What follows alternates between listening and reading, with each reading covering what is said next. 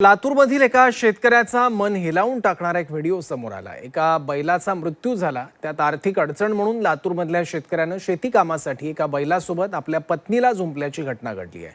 झी24 तासनं दाखवलेल्या बातमीनंतर मुख्यमंत्र्यांकडून याची दखल घेण्यात आली। मात्र या व्हिडिओवरून शेतकऱ्यांच्या परिस्थितीचं विदारक वास्तव समोर आलं आहे।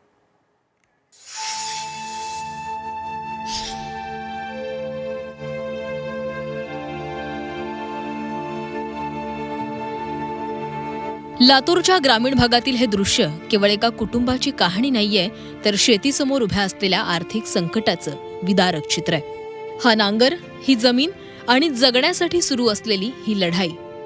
लातूर जिल्ह्याच्या देवणी तालुक्यातील बोंबळी बुद्रुक इथे राहणारे शेतकरी काशीनाथ गायकवाड यांच्यावर अचानक दुःखाचा डोंगर कोसळला। वीज पडून त्यांचा एक बैल जागीच दगावला। बैल गेल्यानंतर नव्या बैलासाठी लागणारे हजारो रुपये या शेतकऱ्याकडे नव्हते, पण पेरणी थांबवणंही शक्य नव्हतं, कारण शेती थांबली तर घरची चूल पेटणं कठीण होतं। त्यामुळे शेतकऱ्यानं आपल्या पत्नीला दुसऱ्या बैलासोबत नांगराला जुंपून शेतीची मशागत सुरू केली। का करणार साहेब कस काय हे वीज पडली बैलावर हो का आता कवा? आता शुक्रवारी कालच्या शुक्रवारी पडली तर हो का आम्ही आहोत झोपला आता कसं करा या गोष्टीचं। तुमचं नाव काय? औषाबाई काशीनाथ गायकवाड। बरं हे का पडले काल? शुक्रवारी पडले। बरोबर, मग आता एक बैल नाही का? नाही हो का, मला तुम्ही दोघ जण आम्ही हो का कष्ट करला होता, मग मला तुम्ही दोघ जण वडला हो आमचा मी वडला नाही का दोघं बरोबर मी धरले हो का। पतीसोबत खांद्याला खांदा लावून संसार करणारी पत्नी थेट बैलाच्या जागी नांगराला जुंपली गेली। लातूरमधून शेतकऱ्यांच्या स्थितीचं विदारक दृश्य समोर आलेलं। वीज पडून बैलाचा मृत्यू झाला आणि नांगरणीची वेळ जवळ आली, मात्र बैल नाही। अखेर हातबल होऊन शेतकऱ्याच्या पत्नीनेच अवताला जुंपून मशागत सुरू केली आहे। आर्थिक अडचणीमुळे शेतकऱ्याची पत्नी शेतकऱ्याची बैलजोडी झाली। एकीकडे शासन शेतकऱ्यांसाठी अनेक घोषणा करत असताना शेतकऱ्यांची स्थिती मन हेलावून टाकणारी आहे। झी24 तासनं शेतकऱ्यांची ही अवस्था सरकारपर्यंत पोहोचवण्याचा प्रयत्न केला। झी24 तासच्या बातमीची राज्याच्या मुख्यमंत्र्यांनी दखल घेतलेली आहे। मुख्यमंत्र्यांनी जिल्हाधिकाऱ्यांना फोन करून मदतीचे निर्देश दिलेत। त्यानंतर गोशाळेमधून बैल खरेदी करून शेतकऱ्याला देण्यात आला। त्यानंतर शेतकऱ्यानं हा बैल नांगराला जुंपून शेती कामाला सुरुवात केली आहे। यानंतर शेतकऱ्यानं झी24 तासचे आभार मानलेत। वादळ कावून सुटलं, पुन्हा पाऊस पडला। पाऊस पडल्यावर एकदम वीज संपली, संपून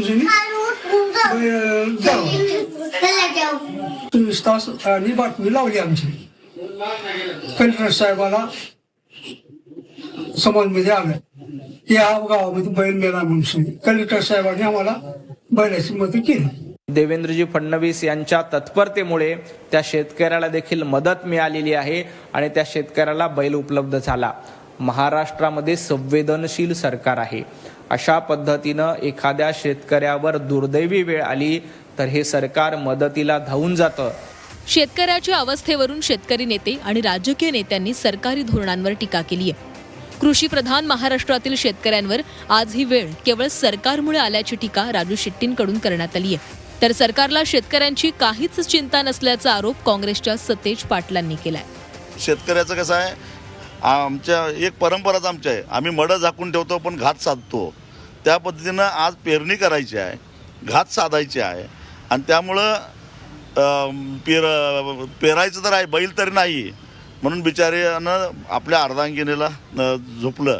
कारण स्वतः जर तो ओढत बसला असता तर बायकोला पेरता आलंच असतं असं नाही, आणि त्यामुळं ही जी शेतकऱ्यावर वेळ आलेली आहे त्याला सर्वस्वी सरकार जबाबदार आहे। व्यवस्थापनातून मदत मिळणं अपेक्षित होतं, तिथल्या तलाट्यानं तिथल्या तहसीलदारनं काय केलं, ताबडतोब मदत त्यांना दिली का त्याला अशी अवस्था त्या ठिकाणी आली, या पद्धतीचा प्रयत्न त्यांनी केला का हे बघणं गरजेचं आहे। आणि त्याला मदत दिली नसेल तर त्या अधिकाऱ्यांच्यावर कारवाई होणं अभिप्रेत आहे। बैल मिळाल्यानंतर शेतकऱ्याच्या चेहऱ्यावर आनंद पाहायला मिळाला, पण हा प्रश्न फक्त एका बैलाचा नाहीये, प्रश्न आहे त्या वेदनेचा जी अनेक शेतकरी कुटुंब रोज जगतायत। अशा कितीतरी वेदना आजही शेताच्या बांधावर कोणाच्याही नजरेस न पडता मूकपणे जगल्या जातायत।